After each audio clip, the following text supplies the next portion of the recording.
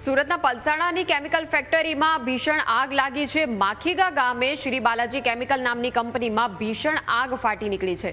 આગ પ્રસરતા કેમિકલ ભરેલું ટેન્કર પણ સળગી ગયું હતું। આગ પર કાબુ મેળવવા જેસીબીથી દિવાલ તોડવામાં આવી।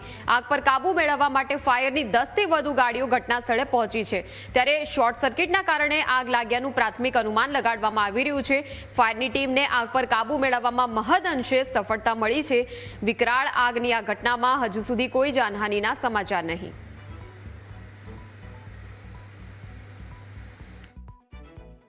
साढ़े 10 की आसपास कॉल मळेलो हतो बारडोली फायर ब्रिगेड ने तथा ईआरसी फायर ब्रिगेड ने तात्कालिक धोरणे बारडोली टीम, ईआरसी टीम तथा आजूबाजू नोटिफाइड एरिया टीम मळीने बधी हाल स्थळ पर गाड़ीओ आवी गई है अने आग पर काबू मेळववानी कामगीरी हाल चालू है। साहेब केमिकलनी कंपनी છે કેટલી મુશ્કેલી પડી રહી છે, કઈ રીતે હાલ કામગીરી કરાઈ રહી છે? જી કેમિકલની કંપની છે એટલે અત્યારે હાલ ફોર્મનો મારો ચાલુ છે અને થોડીક ફોર્મ મારીને અમે કંટ્રોલ મેળવવાનો પ્રક્રિયા કરી રહ્યા છીએ। કેટલા વાહનો આગની ચપેટમાં આવ્યા છે? જી એક ટેન્કર વાહનની ચપેટમાં આવ્યું છે તે હાલ કંટ્રોલમાં છે। કેટલો સમય લાગશે આ સંપૂર્ણ કાબૂમાં લેવા? જી હાલ હજુ 3 થી 4 કલાક લાગી શકે। સુરતના પલસાણા નજીક આગની ઘટના બની છે। પલસાણા તાલુકાના માખીગા ગામે જે બાલાજી કેમિકલ કંપની છે તેમાં આગની ઘટના બની છે।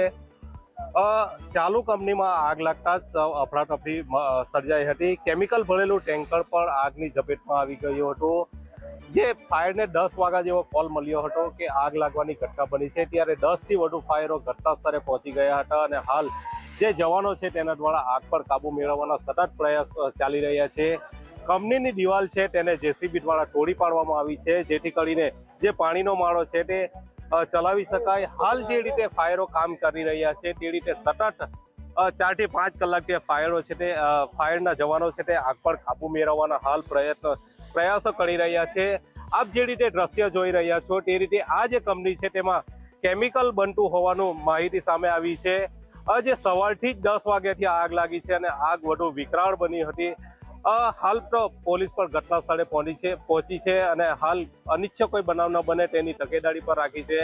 કંપનીની બાજુમાં જે એક ટેન્કર પાર્ક હતું તે પણ આગની ઝપેટમાં આવી ગયું હતું અને ટેન્કર જે રીતે જોઈ શકો છો સંપૂર્ણપણે જે બળીને છે તે ખાક થઈ ગયો છે। કંપનીમાં મૂકવામાં આવેલી એક જે ટુ વ્હીલ છે તે પણ બળીને ખાક થઈ ગઈ હતી। આપ જે રીતે જોઈ શકો છો જે ફાયરના જવાનો છે તે મહેનતે જે પાણીનો માળો છે તે ચલાવી રહ્યા છે અને કે અંદર કંપનીમાં કેમિકલ હોવાથી ફોર્મનો પણ માળો ચલાવી રહ્યા છે। હાલ આગ કઈ રીતે લાગી છે તે હજુ જાણી શકાયું નથી અને હાલ જે કંપની માલિક છે તેને લાખોનું નુકસાન છે। Mahendra Patel, news capital, Surat.